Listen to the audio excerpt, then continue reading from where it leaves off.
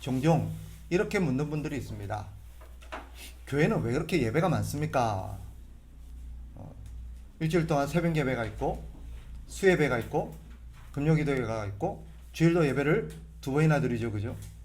그 외에도 또 뭐 이런저런 어떤 절기들이 있으면 또 예배를 드립니다. 그것도 모자라서 특별 기도회도 하죠, 그죠? 그리고 특별한 어떤 모임들을 또 갖곤 합니다. 그러니까 이렇게 물어요. 왜 그렇게 예배가 많습니까? 굳이 그렇게까지 예배가 많아야 합니까? 주로 이렇게 말하는 분들은 어떤 분들일까요? 예배 잘 나오는 분들이 아니라 예배 잘 못 나오는 분들이 그렇게 얘기를 합니다. 못 나오는데 예배는 많고 부담이 되니까 그런 얘기를 하는 것 같아요. 그런데 오늘 우리가 읽은 본문이 그 대답이 될 듯 합니다.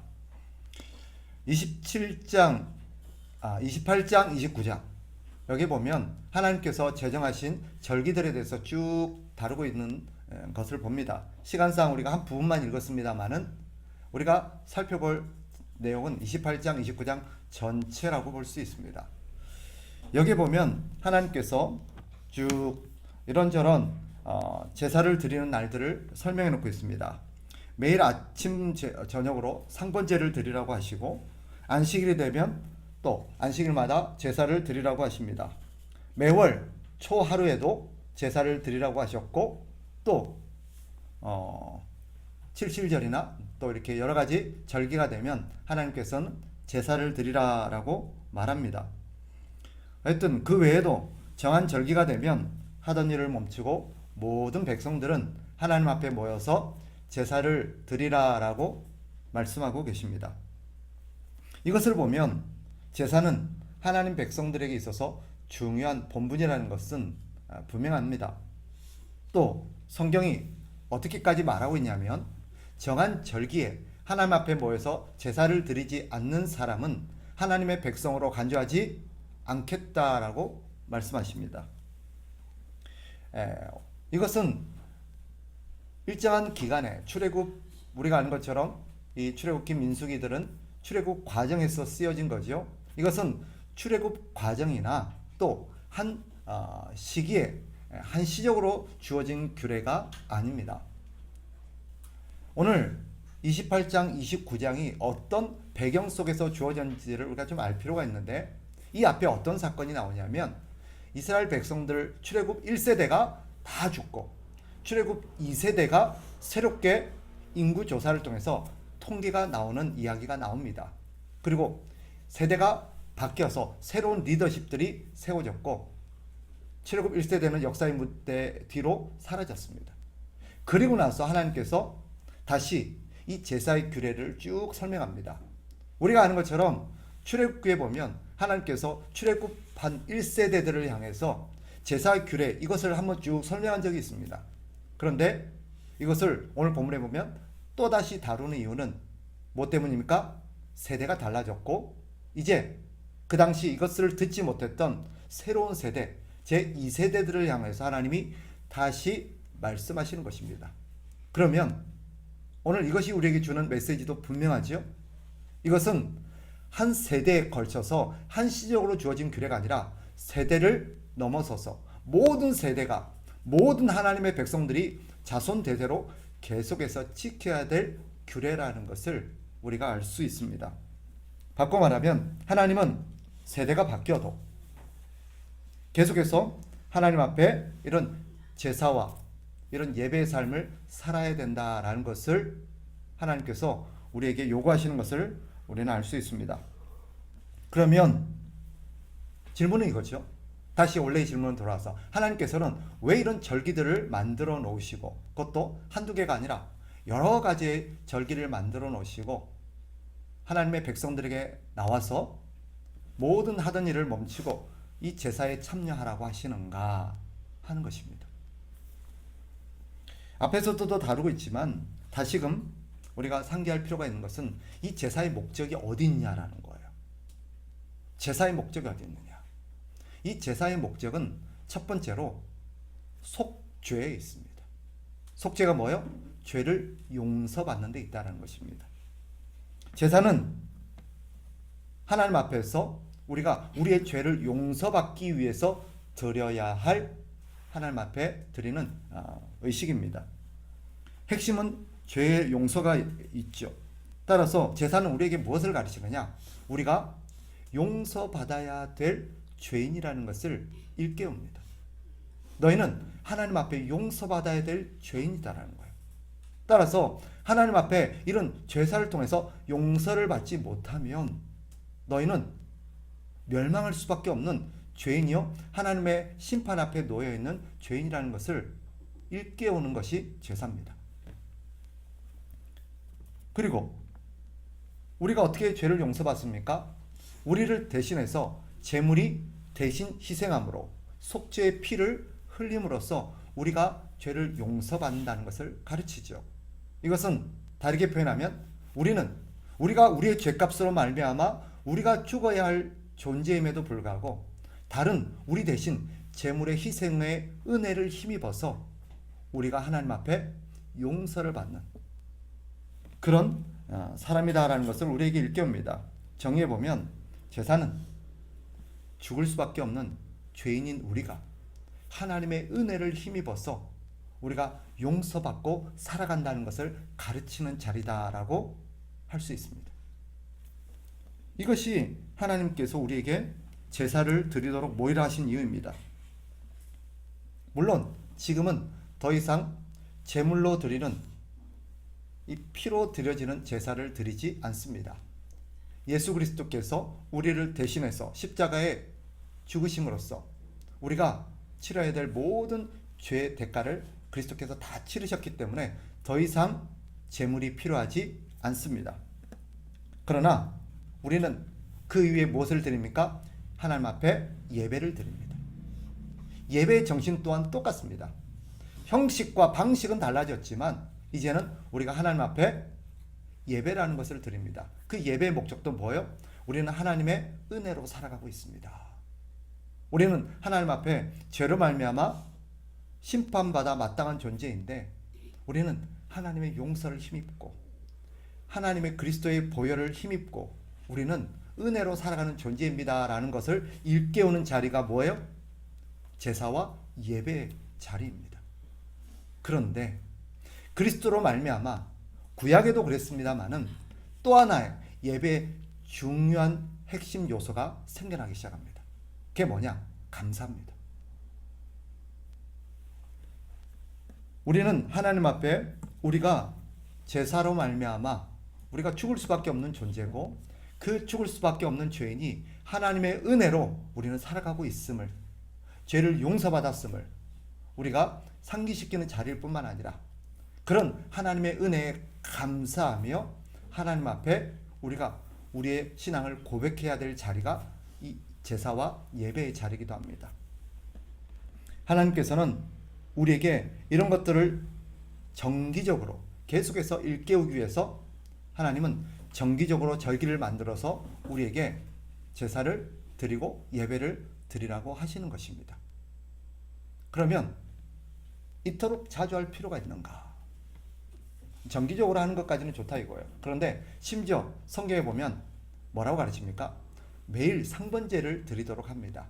아침에도 드리고 또 아침에 하루를 시작하기 전에 하나님께서는 하나님 앞에 제사를 드리고 하루 일과가 다 마쳐지고 나면 끝나기 전에 마지막 제사를 드리고 하루 일과를 마치도록 상번제를 규정해 놓았습니다. 그리고 매주마다 안식일이 되면 하나님 앞에 또한 이런 제사를 드리도록 그리고 매월 첫째 주 드려야 되고 그 외에도 각 분기별로 절기마다 하나님 앞에 드리도록 해놓았습니다. 왜 이렇게 자주 하나님께서 예배를 드리도록 그것도 매일 아침 저녁으로 하나님 앞에 제사를 드리도록 규정해 놓으셨을까? 분명한 것은 하나님께서 우리가 하나님 앞에 이런 목적을 깨닫고 제사를 드리는 것을 예배를 드리는 것을 하나님이 기뻐하신다라는 것입니다. 그리고 매일 아침 시작과 마침을 하나님 앞에 제사와 예배로 드리라고 하신 까닭은 뭐겠습니까? 오늘 하루도 아침을 시작할 때 매일 아침 하루를 시작할 때 오늘도 우리는 하나님의 은혜 속에서 하루를 시작하고 오늘 하루를 하나님 앞에 선물로 받았음을 알고 살으라는 것입니다. 그리고 하루의 저녁을 마치고 우리가 모든 일과를 마무리하기 전에 이 제사로 또 하루 일과를, 예배로 하루 일과를 마무리하는 이유 또한 마찬가지입니다. 오늘 하루도 우리는 어떻게 살았다? 하나님의 은혜로 살았음을 깨닫고 감사하며 잠자리에 들라라는 하나님의 뜻이 그 안에 담겨 있습니다. 이것을 매일매일 하라고 하신 이유는 뭐예요? 우리가 매일매일 매 순간마다 하나님의 은혜를 깨닫고 살아가라라는 것을 우리에게 가르칩니다. 그래서 주님께서는 우리가 읽지는 않았지만 2절에 보면 이렇게 말씀하십니다. 이스라엘 자손에게 명령하여 그들에게 이르라. 내 헌물, 내 음식인 화제물, 내 향기로운 것은 너희가 그 정한 시기에 삼가 내게 바칠지니라. 하나님께서는 우리가 하나님 앞에 이렇게 제사로 나오고 또 하나님 앞에 이런 정해진 하나님 앞에 어떤 헌물을 드릴 때 하나님께서 그것을 기쁘게 받으십니다. 이것은 무슨 의미예요? 우리가 하나님 앞에 제사를 드리고 하나님 앞에 헌물을 드린다는 것, 어떤 의미겠습니까? 우리가 하나님의 은혜로 살아간다는 것을 인정하는 우리의 신앙의 고백이고, 오늘도 하나님의 은혜로 살았음을, 내가 죽어서 마땅한 존재이고 나는 죄로 말미암아 심판받아 마땅한 존재인데 내가 하나님의 용서와 하나님의 자비 속에서 또 하루를 살아가고 있고 내 삶을 살아가고 있고 내게 주어진 모든 것들이 하나님의 은혜라는 것을 깨닫고 하나님 앞에 고백하는 신앙의 고백이 제사요 제물인 것입니다. 그래서 우리가 하나님 앞에 이런 것들을 마땅히 드릴 때 하나님께서 기뻐하십니다. 하나님은 우리가 제사를 드리고 제물을 드릴 때 하나님께 말씀에 순종하여서 하나님이 하라고 한 대로 할 때 하나님 그것을 어떻게 이해하시는 거예요? 아, 얘가 나의 은혜와 내가 어떤 존재이고 자신이 어떤 존재인 것을 인식하고 있구나. 그리고 우리가 그걸 들을 때 하나님께서 그것을 깨닫고 고백하는구나 하면서 기뻐하시는 것입니다. 따라서 우리가 하나님 앞에 제사를 예배를 드리고 하나님 앞에 헌물을 드리고 하나님께서 우리에게 정하신 그 일들을 하며 살아가는 것은 우리 하나님의 백성들의 본분이라는 것을 다시 한번 상기할 필요가 있습니다. 제사가 가르치는 건 분명해요. 무엇입니까? 우리는 하나님의 은혜로 산다는 것입니다. 하나님의 은혜로 산다.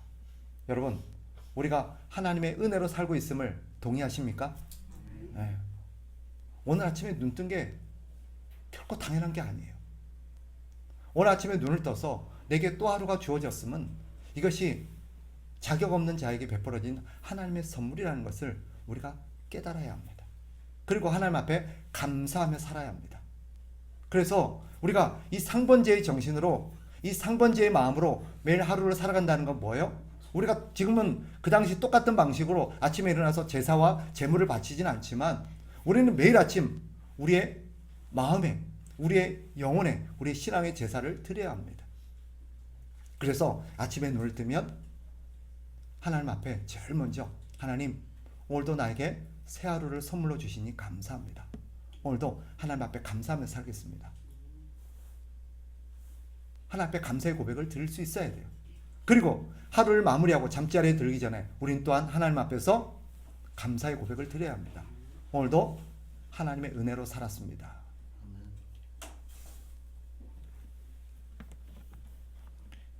이것을 잊어버리는, 이것을 하지 않는 것은 하나님의 백성이 아닙니다. 하나님께서 이토록 자주 우리에게 이것을 하도록 하신 것은 우리가 그만큼 자주 잊어버리는 존재입니다. 우리는 금방 예배해 놓고도 금방 하나님 앞에 예배하고 하나님 은혜로 삽니다라고 고백해 놓고도 이 문을 열고 나가서 다른 일을 하는 순간 금방 잊어버립니다. 그게 우리예요. 아침에 제사를 드리고 예배를 드렸는데 그 문을 열고 나오면 그 순간 잊어버리는 게 우리예요. 왜 이렇게 자주 하라고 하냐고요? 그만큼 우리가 자주 잊어버리기 때문입니다.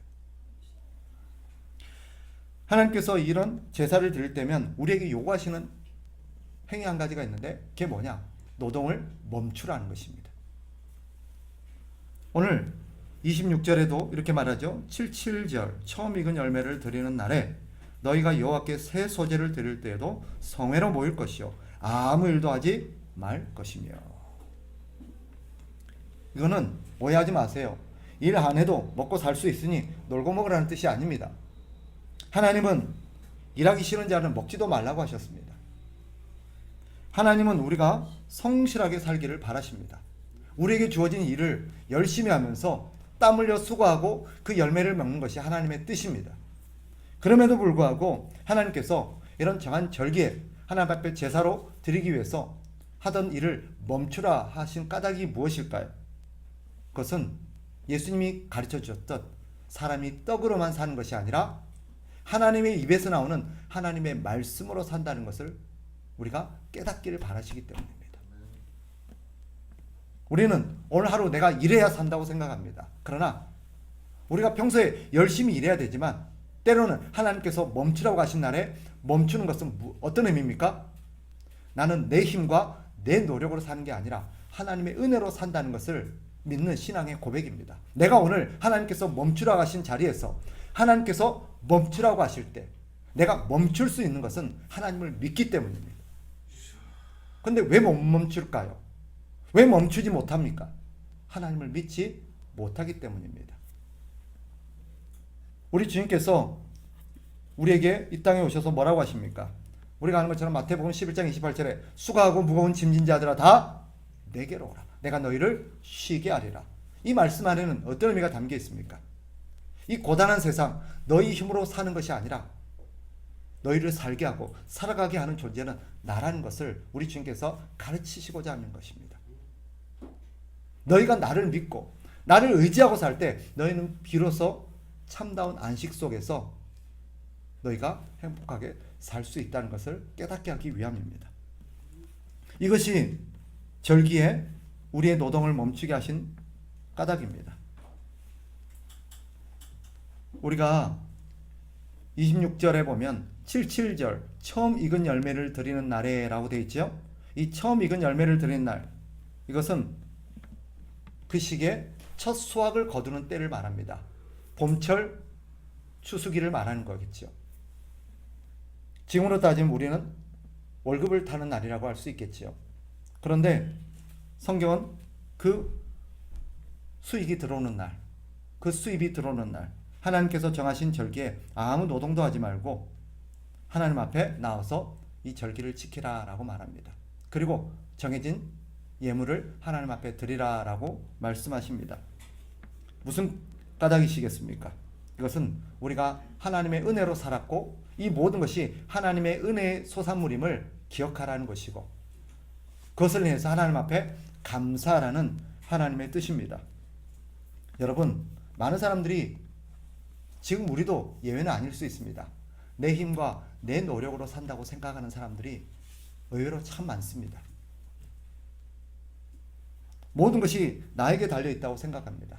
그러니까 열심히 일하고 나서 어떤 소득을 얻을 때 이것은 내 수고의 열매요, 내가 노력해서 얻은 내 노력의 결실이라고 생각하는 사람들이 참 많아요. 그러니까 내 거라고 생각하는 거죠. 그러니까 이것을 하나님 앞에 드릴 수 없고 이웃과 나눌 수 없는 것입니다. 그런데 성경은 아니다. 그것은 네 노력의 결실이 아니라 내가 너에게 준 선물이다라고 가르칩니다. 왜 그렇습니까? 우리에게 생명을 주신 분도 하나님이십니다. 그리고 우리에게 일할 수 있도록 건강을 주신 분도 하나님이시고 또 필요한 재능과 모든 환경과 심지어 날씨와 모든 기온과 모든 상황들을 우리에게 선물로 주신 분이 하나님이십니다. 만일 하나님께서 우리에게 은혜로 베풀어 주신 이것들 중에 단 하나라도 하나님께서 허락하시지 않으면 우리는 그 무엇도 할 수 없습니다. 심지어 우리가 열심히 일하고 얻은 소득을 잃어버리지 않도록 여러 가지 사고와 재난으로부터 우리를 보호하신 분도 하나님이십니다. 우리는 종종 너무 어리석어서 이런 것들을 다 잃어버린 이후에야 비로소 그런 것들을 깨달을 때가 있습니다. 아, 하나님이 지키시지 않으면 우리의 수고가 다 허사로구나.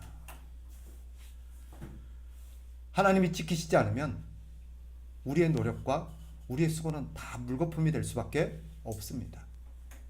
우리의 소득뿐만 아니라 우리의 생애도, 우리의 가정도 마찬가지입니다. 그래서 시편에 보면 뭐라고 말해요? 하나님이 지키시지 않으면 지키는 자의 수고가 헛되다는 말이에요. 여러분들이 이것을 깨달으실 수 있기를 바랍니다. 우리는 우리의 노력으로 사는 게 아닙니다. 하나님의 은혜로 살아가고 있습니다. 열심히 일해서 월급을 받으셨습니까? 여러분의 노동의 대가가 아닙니다. 우리가 수고하는 것 같지만 그 수고가 가능하게 하시고 그 수고의 열매를 우리가 획득할 수 있도록 이 모든 것을 주신 분은 하나님이십니다. 우리가 하나님 앞에 드리는 이 제사와 이 제물, 이런 것들은 그것을 인정하고 드리는 하나님 앞에 신앙 고백이라고 할 수 있습니다. 따라서 우리는 우리의 본분을 기억하고 항상 하나님 앞에 감사하며 살아야 합니다. 여러분의 능력과 노력을 자랑하지 마십시오. 하나님의 은혜를 자랑하십시오. 그리고 여러분의 손에, 여러분의 삶에 뭔가 주어졌을 때 이것이 하나님의 선물임을 깨달으십시오. 그리고 하나님 앞에 감사하시며 사시기 바랍니다. 그것이 우리의 본분입니다. 그리고 하나님께서 이스라엘 백성들에게 이것을 광야 40년 동안 가르치고 또 가르치셨습니다. 세대를 넘어서서 하나님께서 세대가 바뀌고 또 이것을 그들에게 가르치고 가르친 까닭이 무엇일까요? 이것은 그들이 장차 가나안 땅에 들어가서 그들이 어떻게 살아야 되는 사람인지를 가르치기 위함입니다. 가나안 땅은 어떤 땅입니까? 하나님의 나라죠. 하나님께서 그들에게 약속하신 땅입니다. 그것은 하나님께서 다스리시고 하나님께서 먹이시고 하나님께서 돌보시며 하나님께서 인도하시는 땅입니다. 그래서 종종 가나안 땅을 우리는 어디에 비유합니까? 천국에, 하나님의 나라에다 비유합니다. 마찬가지입니다. 오늘 우리가 이 땅에 살아가면서 하나님께서 우리가 정한 시간에 우리를 계속해서 불러 모으신 이유가 뭘까요? 어떤 사람은 말합니다. 아니, 하나님께서 성경에 새벽 기도를 만들어서 새벽 기도에 나오라 했냐? 하나님께서 수예배를 지정하셨냐? 하나님께서 금요 기도회를 제정하셨냐? 성경에 그런 게 어디 있어? 그거 사람들이 만든 거 아니야. 심지어는 이 주일날도 원래 안식일을 지켰어야 되는데 왜 주일날을 만들어가지고 이거 사람이 만든 거 아니야? 라고 말합니다. 10분 양보해서 그렇다고 칩시다. 그러면 성경대로 해야 될까요? 성경대로 된다고 저는 생각합니다. 그러면 우리는 매일 아침 저녁으로 상번제를 드려야죠. 양이나 소나 염소나 이런 걸 잡아갖고 하나님 앞에 드려야죠. 절기 때마다 우리는 수확물을 갖고 하나님 앞에 드려야겠죠. 그때는 또 뭐라 할까요? 시대가 어떤 시대인데 지금 무슨 제 양으로 드리냐. 그때는 또 성경대로 하자 그러면 또 안 할 겁니다. 중요한 것은 하나님께서 우리에게 요구하시는 것은 형식을 말하는 게 아닙니다. 저는 여러분에게 지금 형식을 말하고 있는 게 아니에요. 그렇게 하라고 하신 하나님의 의도를 말씀드리는 것입니다. 교회가 왜 이렇게 많은 어떤 예배와 모임들을 만들어서 성도들을 불러 모으고 성도들에게 이런 하나님 앞에 이런 예배의 삶을 드리도록 하는 이유가 뭘까요? 성경의 어떤 정신들을 그대로 가져왔기 때문입니다. 저는 오늘날 새벽 기도회와 수요 예배와 금요 기도회와 이런 것들을 통해서 성도들을 불러 모으게 하고 성도들 하나님 앞에 모여서 예배를 드리게 하는 것은 지극히 당연하고 좋은 경건의 삶이라고 생각합니다. 이건 당연히 해야 되는 것입니다. 우리가 형편상 다 나올 수는 없지만 내가 나올 수 없다고 그걸 불필요하다라고 말하면 안 돼요. 우리는 이런 것들을 통해서 끊임없이 우리가 어떤 존재인들을 상기할 필요가 있습니다. 그리고 우리가 하나님의 은혜로 살아가고 있다는 것을 깨달을 필요가 있습니다. 그리고 더 중요한 이유는 장차 우리가 하나님의 나라에 들어가서 하나님과 함께 살아갈 때 우리가 어떤 삶을 살아야 되는지를 성경은 오늘 이걸 통해서 가르칩니다. 하나님의 나라, 하나님의 백성은 어떻게 삽니까? 하나님의 은혜로 살아갑니다. 모든 것은 하나님께서 우리에게 공급하여 주시고 하나님이 주신 것을 우리는 먹고 마시며 누리며 살아가는 삶이 하나님의 나라의 삶입니다.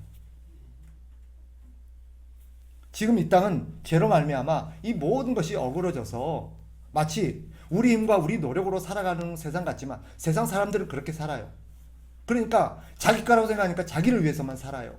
그런데 하나님의 백성은 그렇지 않아요. 하나님의 백성이 믿는 믿음이 뭐예요?